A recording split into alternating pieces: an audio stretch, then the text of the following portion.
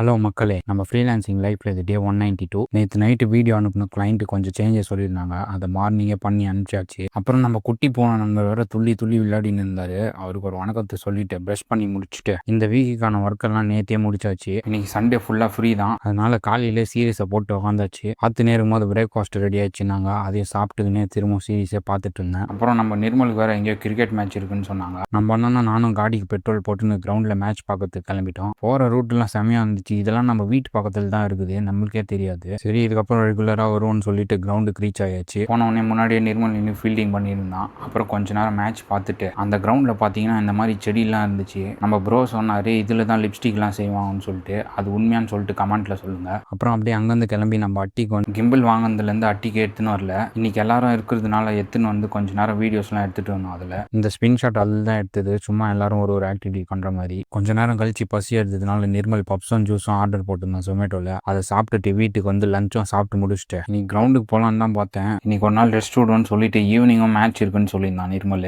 அதனால் அங்கே போயிட்டு திரும்ப ஈவினிங் மேட்ச் பார்த்துட்டு இருந்தோம். அங்கே கிரவுண்டில் பார்த்தீங்கன்னா இந்த மாதிரி நிறைய இருந்துச்சு, வெடிகுண்டு மாதிரி. அது என்னன்னு பார்த்துன்னு இருக்கும்போதே நம்ம அண்ணன் கீழே வந்து சரியான சில்லற வாங்கினாரு. என்னன்னு தெரியல, நம்ம அண்ணனுக்கு கொஞ்ச நாள் அடிபட்டுனே இருக்குது. அப்புறம் செகண்ட் ஹாஃப்ல எல்லாம் ஃபீல்டிங் போயிட்டாங்க. நம்ம மட்டும் தனியாக அழகான ஒரு சன்செட்டில் உட்காந்து மேட்சை பார்த்துட்டு இருந்தோம். அப்படியே கொஞ்சம் செல் அவுட் எல்லாம் எடுத்துட்டு மேட்சை முடிகிற ஸ்டேஜுக்கு வந்துச்சு. நிர்மல் தான் லாஸ்ட் ஓவர் போட்டான். எப்படியோ நிக்க வச்சு ஜெயிச்சிட்டாங்க மேட்சை. அங்கேருந்து கிளம்பி வரதுக்கு மனசே இல்லை. உண்மையிலேயே நல்லா இருந்துச்சு சன்செட் அங்கே பார்க்கறதுக்கு. அப்புறம் வீட்டுக்கு வந்துட்டு இன்னைக்கு வீடியோ எடிட் பண்ணி முடிச்சிட்டேன். இன்னைக்கு கதை அவ்வளோதான். நாளைக்கு பார்க்கலாம். பாய்.